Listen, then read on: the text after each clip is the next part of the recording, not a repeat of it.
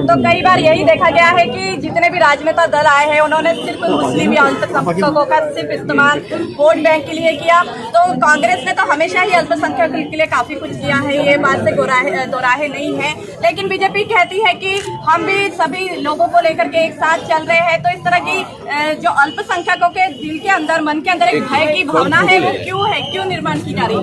देखो, सत्ता के आधार पर जिस तरह से डर पैदा किया जा रहा है, देश के होम मिनिस्टर जो अमित शाह जी ने गुजरात के चुनाव में जो भाषण किया था, वो भाषण समझने लायक है। 2002 की हादसा याद है कि नहीं, तो हादसा दिलाएं।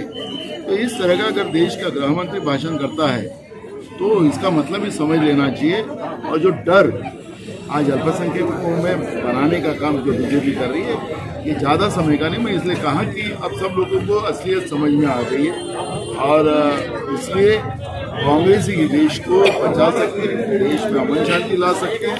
और इंसान बोलो तो उसको अमन शांति चाहिए और सिर्फ कांग्रेस ही दे सकते हैं। राहुल गांधी जब दाढ़ी बढ़ाते हैं तो उन्हें सद्दाम हुसैन कहा जाता है, मोदी दाढ़ी बढ़ाते हैं तो रविंद्रनाथ टैगोर। इस पर क्या लगता है?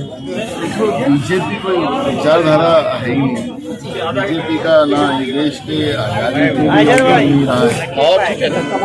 और सत्ता का जो इन लोगों को मस्ती आई है और जो देश में अच्छा काम करेगा उसको इस तरह की मजाक करना, ये इनका एक सभाओं में बीजेपी का बैठा हुआ है।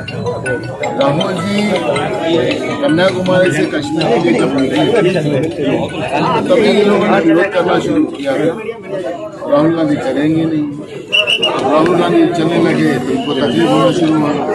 देश की जनता इनके साथ आई क्योंकि देश में देश टूट रहा है और देश टूट रहा है, ये लोगों को पता चल रहा है, लोगों को डराया जा रहा है, लोगों को पता चल रहा है। राहुल जी प्यार बांट रहे हैं, लोग उनका प्यार लेने के लिए राहुल जी के साथ जुड़ रहे हैं।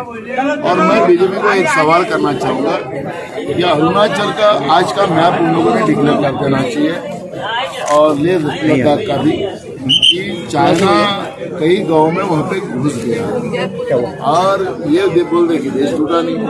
आपने संविधानिक व्यवस्था का भी आपको एक मैं ये बता रहा हूँ कि संविधान देश की सरकार की जवाबदारी होती है कि जब देश की जनता के ऊपर जब संकट आता है तो देश की सरकार ने उसके ऊपर पूरा लोगों की जान माल को बचाने का काम सरकार ने करना चाहिए।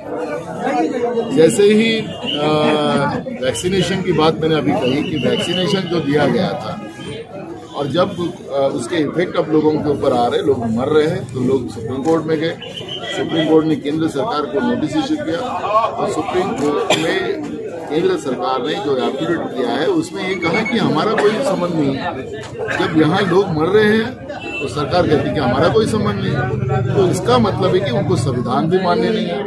एक तरफ सीमाएं देश की टूट रही है, चाइना कब्जा कर रहा है, देश की संवैधानिक व्यवस्था को केंद्र की सरकार मानने को तैयार नहीं है और इसलिए देश बचाने के लिए राहुल गांधी जी पद यात्रा कर रहे हैं।